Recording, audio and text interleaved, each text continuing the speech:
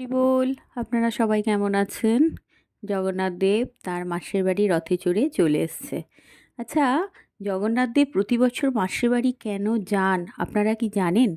এটা জানলে আপনারা অবাক হয়ে যাবেন। আমি বলছি শুনুন। রথযাত্রার সময় ভগবান জগন্নাথ বড় ভাই বলরাম ও বোন সুভদ্রাকে নিয়ে গুন্ডিচা মন্দিরে যান। ভক্তরা এই মন্দিরকে মাসির বাড়ি বলে ডাকেন।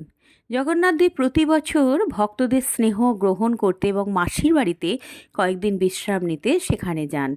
আবার বৈষ্ণব ভাবধারায় গুন্ডিচা মন্দিরকে বৃন্দাবনের প্রতীকও বলা হয়, অর্থাৎ এটি ভগবানের ভক্তদের কাছে ফিরে আসার একটা মধুর লীলা। এই কারণে রথযাত্রা শুধু একটা উৎসব নয়, এটি ভগবান ও ভক্তের প্রেম করুণা মিলনের মহোৎসব। জয় জগন্নাথ। ভিডিওটি ভালো লাগলে লাইক করুন, শেয়ার করুন। জগন্নাথ দেবের আরও অজানা লীলা জানতে আমাদের ফলো করুন। জয় জগন্নাথ।